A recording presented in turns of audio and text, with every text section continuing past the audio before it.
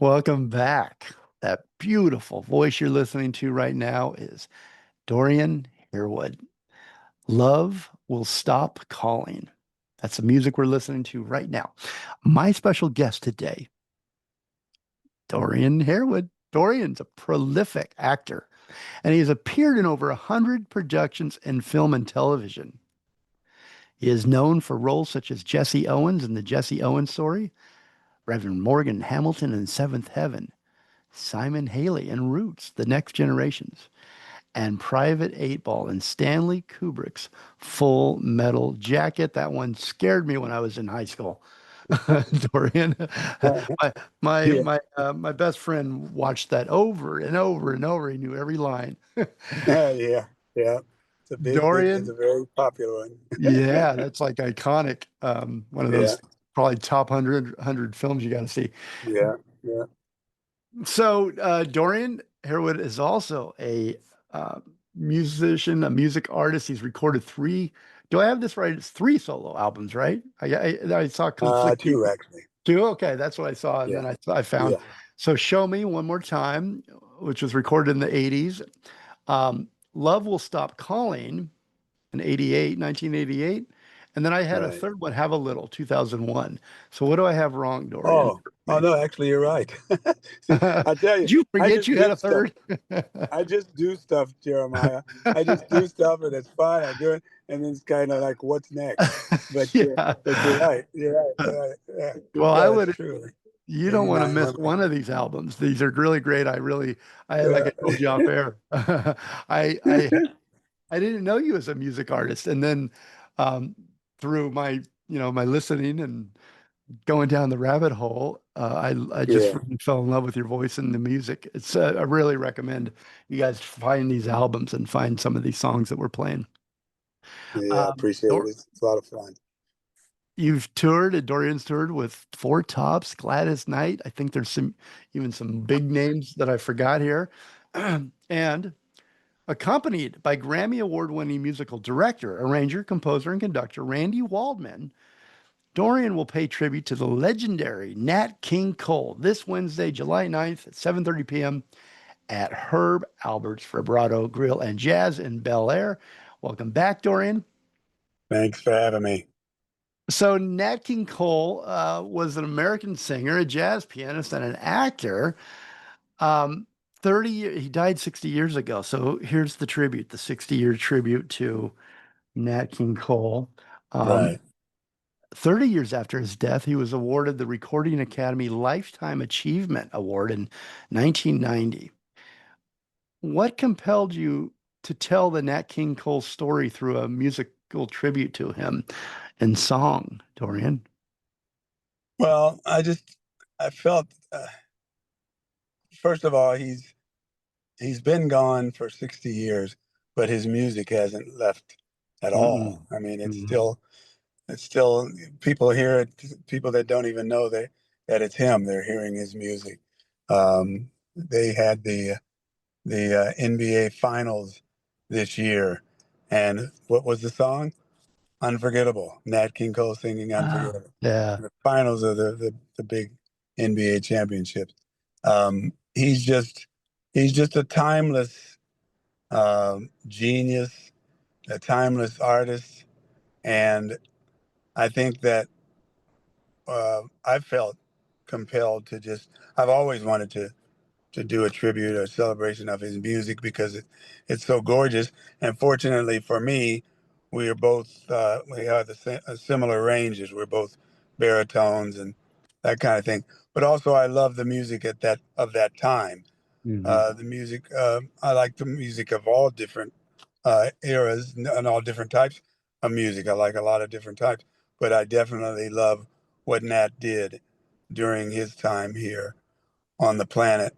So I wanted to make sure he that not so much that people would forget him because they won't. He's literally unforgettable. but Hmm.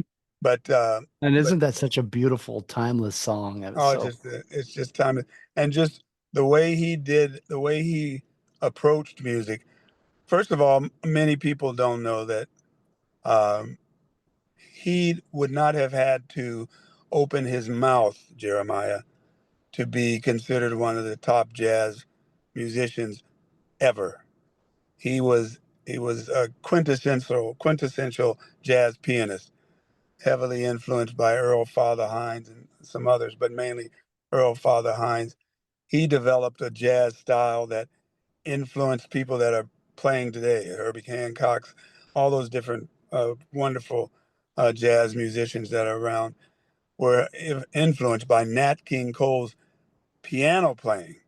None of his singing, his Mm. piano before he even opened his mouth.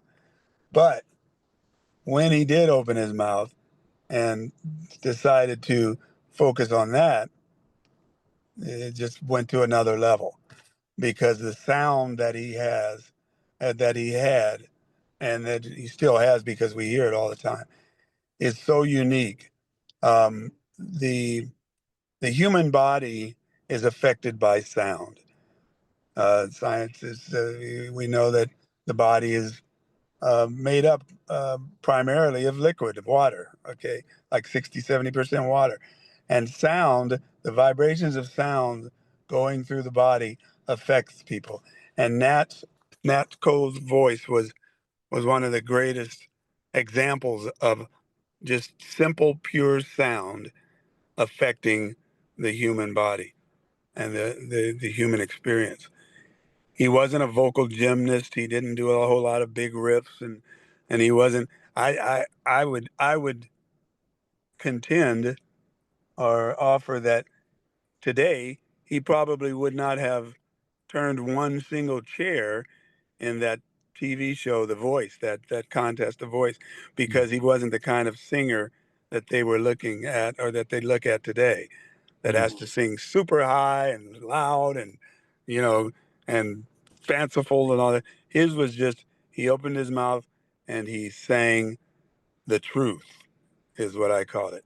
He sang the truth that entered into the listener's body and into their essence and was affected by that sound. That's why he's a timeless entity as a vocalist.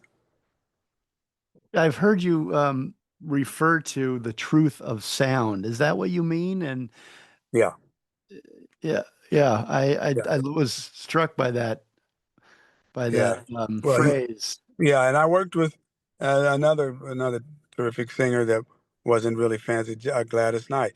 She has this beautiful. A lot of people. There's several singers that are just that just have a sound that works and makes it that is unique. But Nat's was just,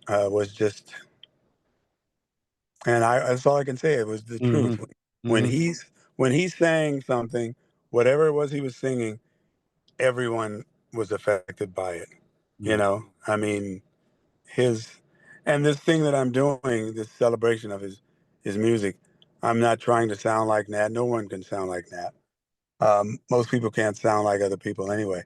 I'm just doing this as an artist, as a singer, appreciating the music that he did and singing the songs that he sang without it all trying to sound like him. But Hmm. his sound was simple. It was as simple as the truth. That's why I call it the truth.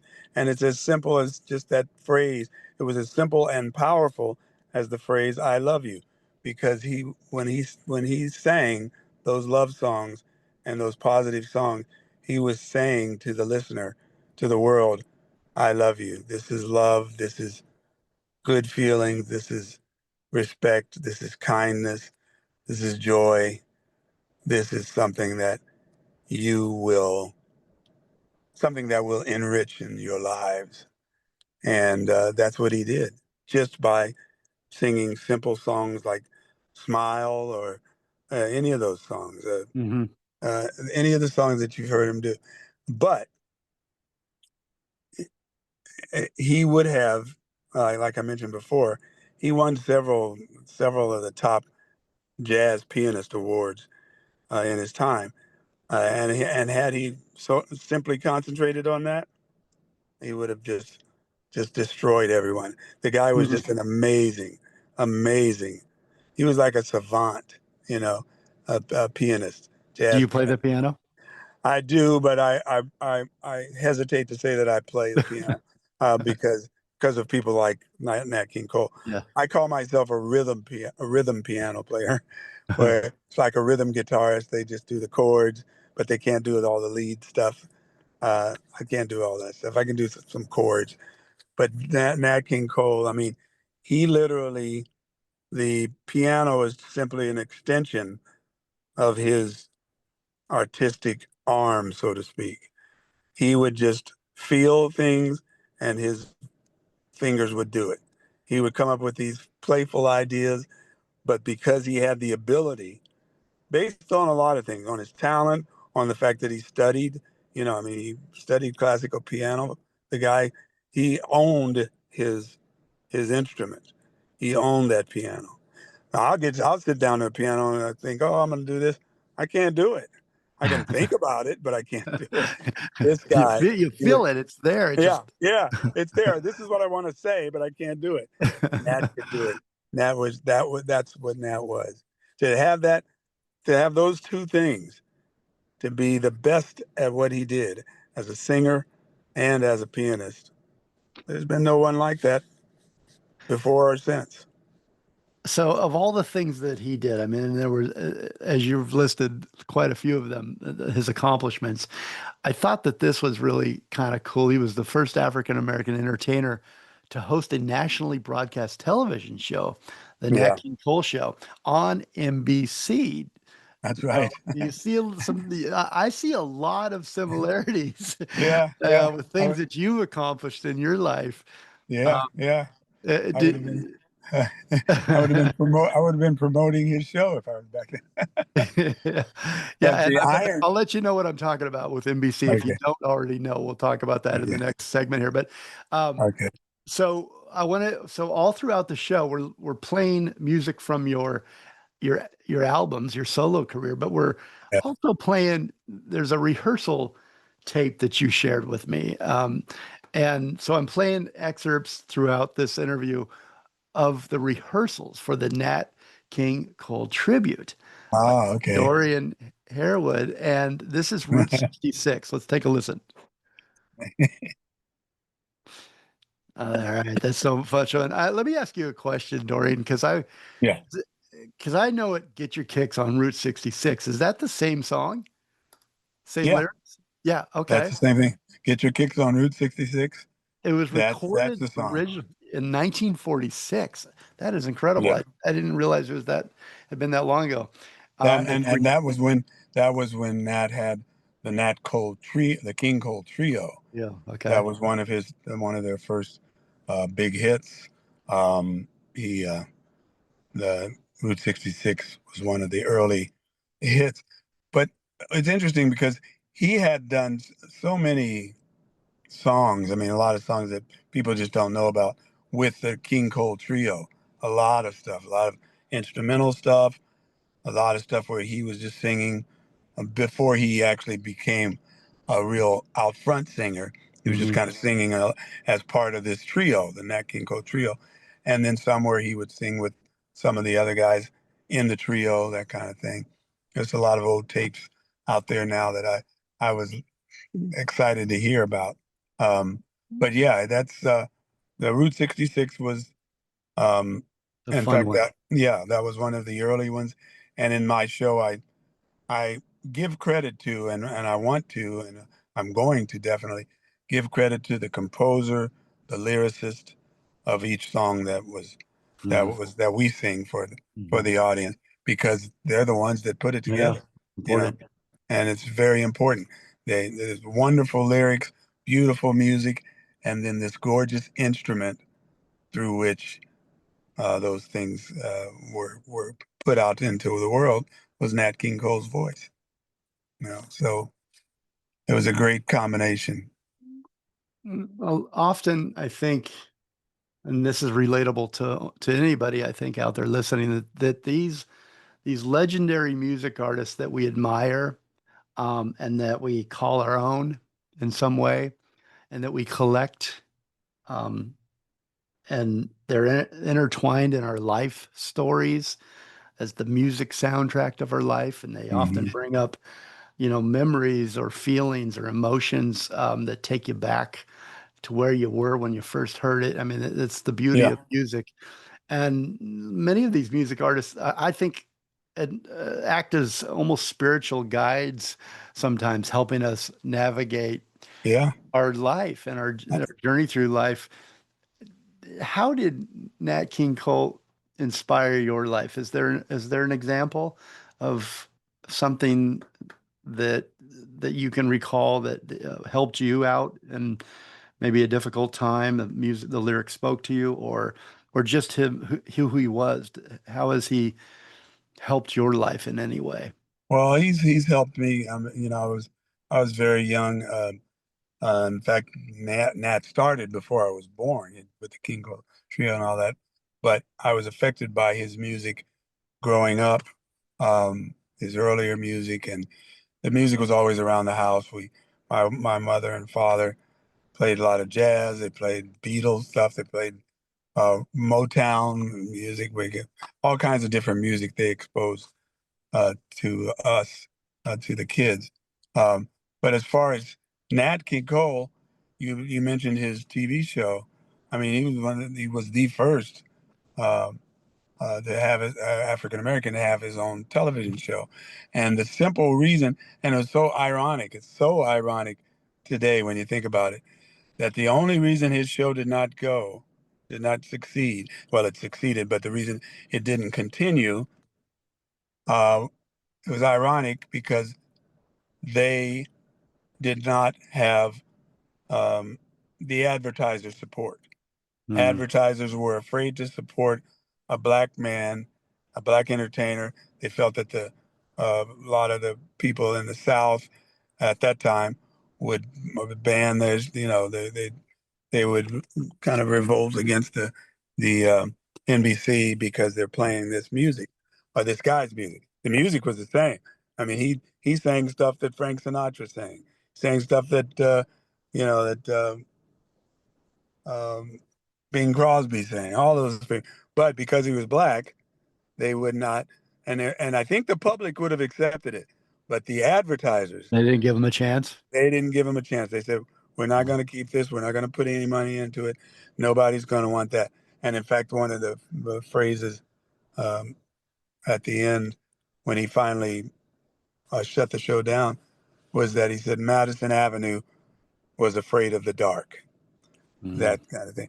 They didn't know. And it's so ironic because now you have people like Oprah Winfrey and Michael mm. Jordan and all these All at Bill the Cosby. top. Yeah, all these people that were at the top on television, I mean, and TV and movie and everything else. But at that time, simply because of his hue, because of the color of his skin, they wouldn't uh, they wouldn't allow the public, Mhm. the listening public and viewing public to enjoy this brilliant, unbelievably brilliant artist. So that's the irony about. But to answer your question a little further, that's what my watching him and seeing him on television, the way he held himself, the way he presented himself with dignity and not not in a stereotypical way, just yeah, and with his music, it was just a human. I said this is a human being who happens to be black, which Mhm. was something that I could connect to because yeah, he looks like me, but this guy, you know, he's just like everybody else except he's unbelievably talented, you know. So So that's the, that's the what helped it. yeah, that's the sad story, I guess, of Hollywood, if there is one, that and television and Yeah. life is that, and you're a multi-generational actor. You've been in the business for so long, so I'm sure you've seen a lot of hypocrisies or Oh yeah. Hollywood just being scared, and Yeah. Yeah. but then years later, as you pointed out, Oprah, number one television show for so Yeah. many so many Yeah. years, et cetera. Oh, And Nat King Cole, I know he faced racism, discrimination, and yeah. assault on stage, and Yeah. this losing this television show, which is a Yeah. tragedy. But in the end, as we mentioned in the beginning of the show, that you've mentioned, one of the reasons for doing the show is that his message is love for the world. His Yeah, message is overall, it's positive and inspiring. yeah, Um, yeah, i- yeah. if there was one lesson that we could take from him, what do you think he would want that to be? I think it would be a good bet to think that one of the things that he would most want people to take away is the line from this song that he decided to do against the wishes of the record company and other people that were with him. He said, I want to do this song. It's a good song. There's a reason he got this song. I'll tell you the name of the song very soon. You probably know by the time I get to it. But this song, I know now, I mean, today we know that the universe um, set this up for this unique voice to sing this unique song because they had this unique composer who wrote the song find Nat King Cole and through against all odds get the song to him, and he ended up against the wishes of all his other advisors and all the record people. He said, I want to do this song. This is a good song. And the song is a song that is timeless today. It's as powerful as any scripture or whatever religion or any kind of uh, teachings that were gone through time because, and they needed to have this voice sing this particular song. And the song is Nature Boy. The song is Nature Boy. And the line in Nature Boy that Nat sang is one that I'm sure, first of all, that he lived by, but he would have liked other people to simply live by. It's as simple as do unto others as you would have others do unto you. Treat people like you want to be treated with respect, live and let live, all those kinds of things. That line was simply in the song, the greatest thing you'll ever learn is just to love and be loved in return. Hmm. The greatest thing you'll ever Beautiful. learn is just to love and be loved in return. Now, that song, that line was powerful. The whole song is powerful because it talks about this little boy that's kind of almost otherworldly, a little boy, but this boy had all kinds of knowledge and found him and they talked, they found each other and the one thing they talked of many things, fools and kings. And then finally this is what this little boy said to this singer, to this man, this Nat King Cole, for the world to hear.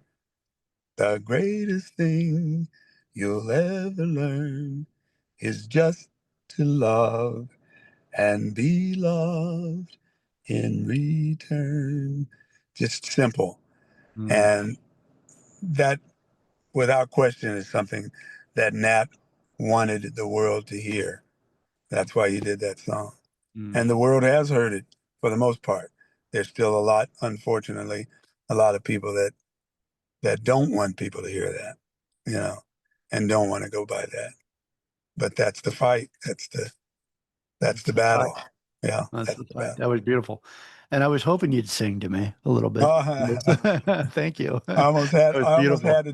almost had to do a little of it because of the just the line itself and Yeah. just the melodies flow. And that's why this guy Eden Abez, who wrote it, that's why he would not.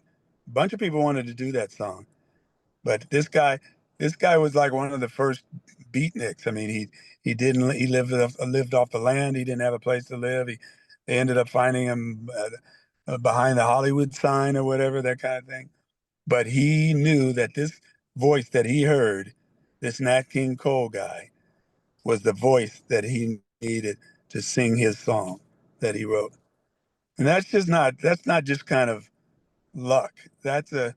Hmm. That's there's a lot of forces going together Yeah. to try to get human beings to do the right thing, you know. So it's Beautiful song beautiful. and a beautiful story. Thank you for Yeah, sharing that. That's a yeah. good lesson to live by, Nat King It Cole. is. It's a wonderful one. We're Yeah. going to listen to Dorian Harewood, Strong Together. Going to break. We'll be right back.